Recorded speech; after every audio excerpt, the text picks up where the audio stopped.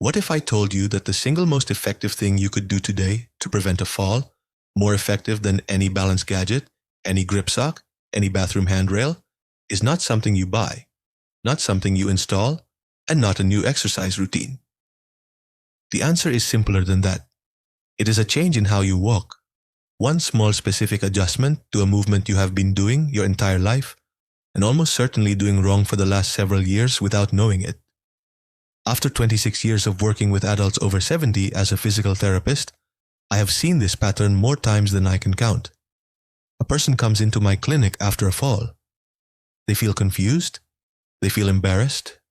They say, "I was just walking across the kitchen. I wasn't doing anything unusual." And they are right. They weren't doing anything unusual. That is exactly the problem, because the way they walk every single day has quietly become dangerous, and nobody ever told them.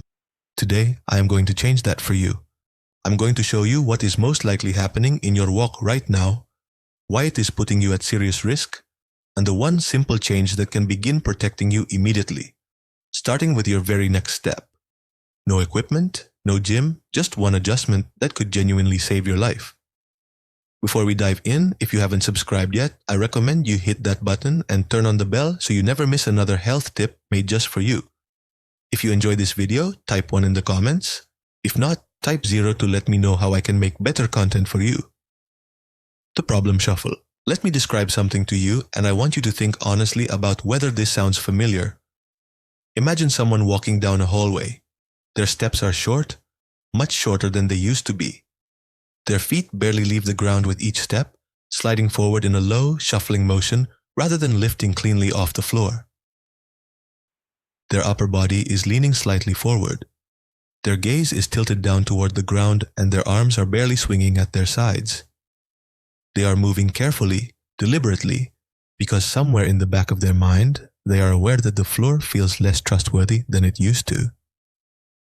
This is called a shuffle gait, and it is one of the most walking patterns I see in adults over 70. It develops gradually, so gradually that most people do not notice it happening at all. What starts as a little caution after a close call becomes a habit. The steps get shorter, the feet stop lifting, the posture shifts forward, and what feels like careful, safe walking is actually one of the highest risk movement patterns your body can adopt. Here is why. When your feet shuffle close to the ground, any irregularity on that surface, a rug edge, a slight rise in the flooring, a crack in the sidewalk becomes an instant trip hazard. There is simply not enough clearance between your foot and the floor for anything to go wrong without it going very wrong. And because your steps are short and your weight is already pitched forward, the moment your toe catches something, your body has no time and no room to recover. The fall happens before you even realize you are falling. Shuffle gait also signals something deeper. The muscles responsible for lifting your legs, your hip flexors, your glutes, your core have weakened from underuse. And the neurological connection between your brain and your legs has slowed down. The good news is that both of these things are reversible, and it starts with one change. The one change, heel strike. The change I want you to make is this. From this moment forward, every step you take should begin with your heel.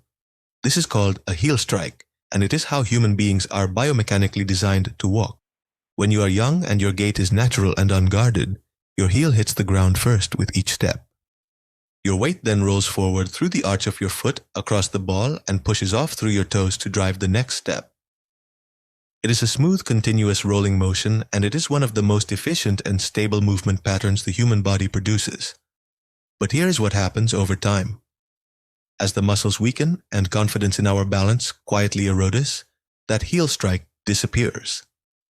The foot starts landing flat or even toe first in a pattern that is shorter, lower, and far less stable. We stop rolling through the foot, we stop pushing off, we start shuffling, and with every passing month of shuffling, the muscles that produce a proper heel strike get weaker and weaker because they are simply not being asked to work. So what does correcting this actually look like? It is simpler than you might think. With each step, I want you to reach your heel slightly forward, just a few inches more than you normally would, and let it make contact with the ground first. Feel the weight shift forward through your foot. Let your toes push off behind you as you step. And most importantly, Bob, lift your foot. Do not slide it. Pick it up, reach it forward, land on the heel. When you do this correctly, several things happen simultaneously. Your step length naturally increases, which improves your stability and forward momentum. Your foot clears the ground properly, which eliminates the risk of catching on surface irregularities. Your posture automatically improves.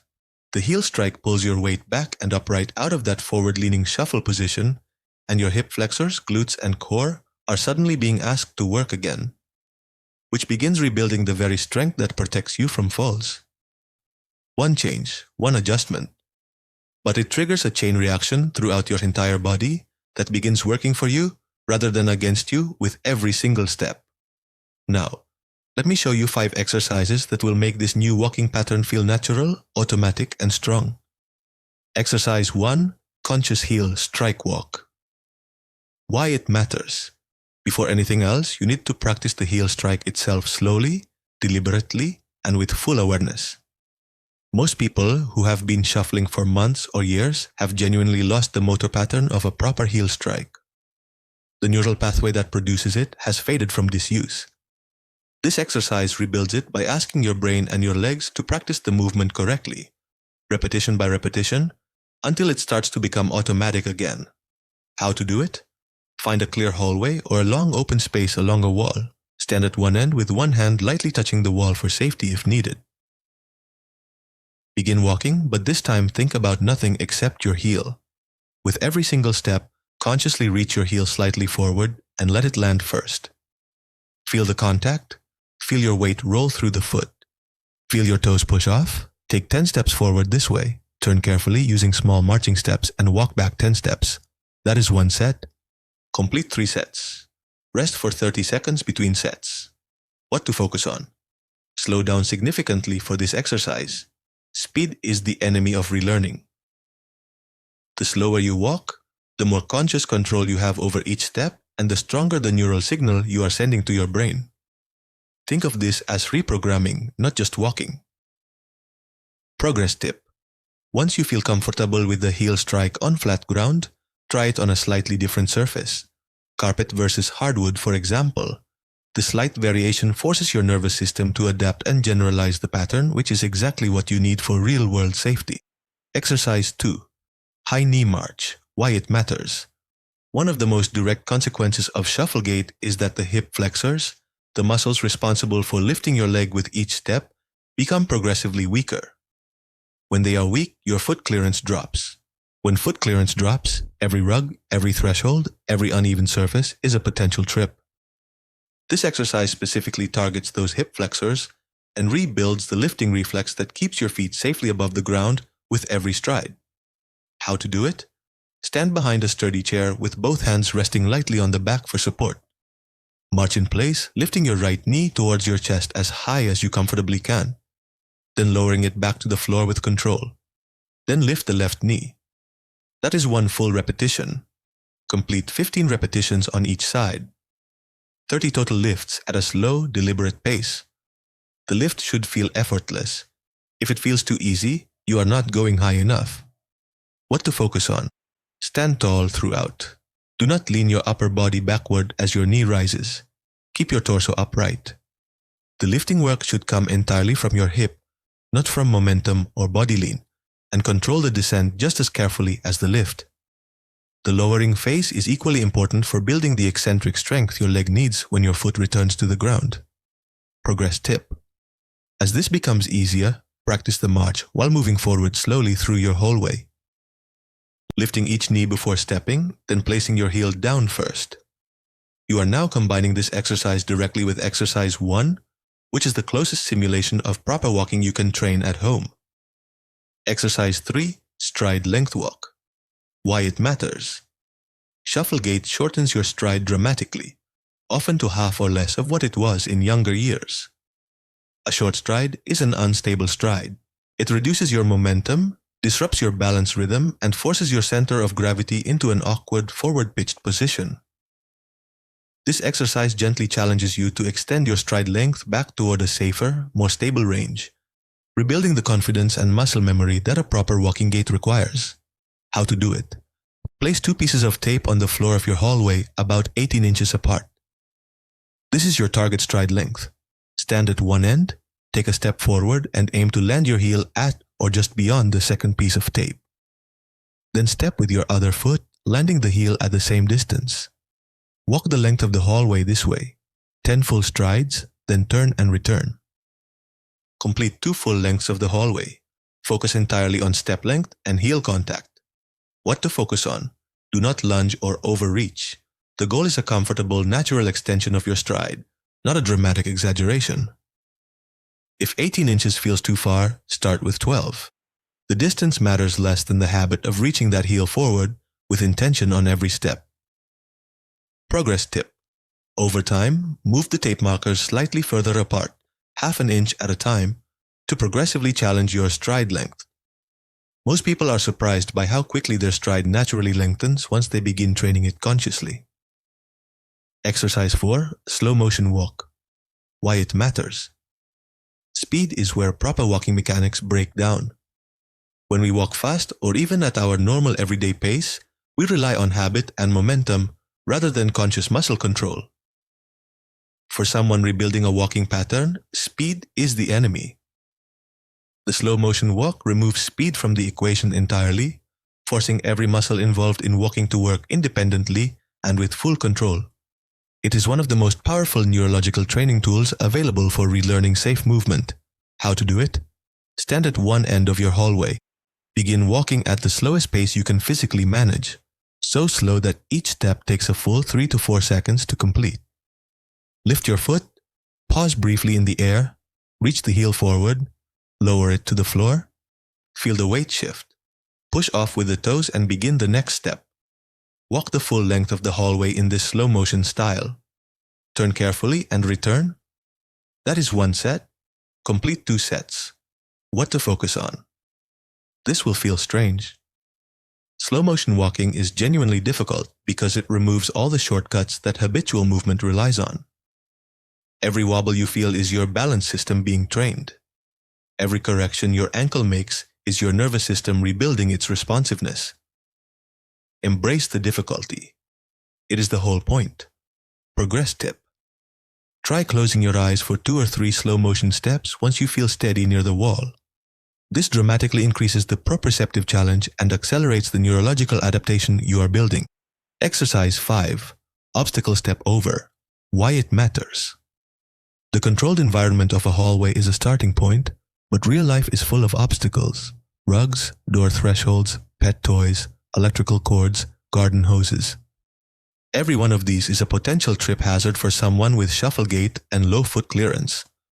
This exercise trains your brain and your legs to detect an obstacle, lift the foot high enough to clear it, and land safely on the other side, which is the exact sequence your body needs to execute in a fraction of a second when real life presents the same challenge. How to do it? Place a pool noodle, a rolled up towel, or a similarly soft, lightweight object on the floor of your hallway. It should be about 4 to 6 inches high. Stand a few feet back from the obstacle with a wall or chair within reach for support. Walk toward the obstacle at a normal controlled pace. When you reach it, lift your right foot deliberately high enough to clear the obstacle with room to spare and step over. Then lift your left foot and clear the obstacle completely. Continue walking a few steps beyond it. Turn carefully and return stepping over the obstacle again. Complete 5 passes in each direction. 10 total step overs. What to focus on? Do not rush as you approach the obstacle. Slow down slightly as you get close. Pick your foot up early, well before you reach the object, and make a conscious, confident step. The goal is to train your brain to recognize an obstacle, respond in advance, and execute the clearance with control rather than panic. Progress tip. Once this feels easy, try varying the height of the obstacle. Slightly higher one week, a different texture the next. You can also practice stepping over it while carrying something light in one hand, which is a more accurate simulation of the way real-life trips tend to happen. Important safety warning. Before you begin practicing any of these exercises, I need you to take this seriously because your safety is everything. If you have recently had a hip or knee replacement or being treated for plantar fasciitis or any heel condition, or have been told by your doctor to avoid weight-bearing exercise, Please speak with your physician or physical therapist before attempting these movements. Some exercises may need to be modified for your specific situation. Always practice near a wall, countertop, or sturdy chair. Never rush these exercises. Wear non-slip footwear or go barefoot on a safe surface. And if at any point you feel sharp pain, dizziness, or anything that does not feel right, stop immediately. There is no movement here worth risking your safety over. Progress at your own pace and trust your body to tell you when it is ready for more. Closing. Over the last several minutes, you have seen how numbness and tingling in the legs and feet after 70 is not something you have to accept as permanent. It begins with waking up the smallest muscles, the ones in your toes, your arches, and your ankles. Then it moves upward through the ankle joint, the calf, and the full lower leg, rebuilding the circulation pathways that keep your nerves nourished and alive. Each exercise in this routine builds on the one before it exactly as the body prefers to heal. The seated toe and ankle wake up sends the first signal. The ball massage drives blood into the smallest vessels. The heel toto weight rock reconnects your nervous system to the ground beneath your feet. The towel toe curl rebuilds the intrinsic strength that most people lose silently over years.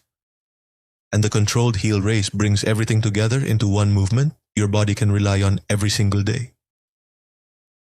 When these exercises are practiced consistently, not perfectly, but consistently, the changes are real and they are lasting. The nighttime tingling that wakes you up begins to ease. The morning numbness that makes those first steps feel uncertain resolves more quickly. The heavy disconnected feeling in your feet gives way to something that feels more like solid ground again. Circulation improves not through intensity, but through patience and repetition. Small movements done daily send a clearer message to the nervous system than aggressive workouts done once a week. The body responds to what it is reminded of every day. And these exercises are that daily reminder. The long-term benefit reaches far beyond physical comfort. Healthy nerve function and strong leg circulation protect your balance. They reduce the fear of falling that quietly steals confidence from so many older adults. They preserve the ability to walk to your mailbox, climb your own stairs, play with your grandchildren, and move through daily life without constantly wondering whether your legs will hold you. That kind of independence is not a small thing. It is everything. Aging does not mean surrendering control over how your body feels. It means learning which movements your body truly needs at this stage of life and choosing them every day with care and intention. These exercises are that choice, simple, safe, and powerful in ways that add up over weeks and months. Now, I would love to hear from you. Is your numbness worse at night, during the day, or after long periods of sitting? Leave a comment with your age and where you are watching from. Your experience might be exactly what another viewer needs to hear today. If you enjoyed this video, please leave a comment with 1. If not, feel free to comment with 0. Your feedback means a lot to us. Don't forget to like, share, and subscribe to our YouTube channel for more content like this. Thank you for watching, and here's to living life on your own terms.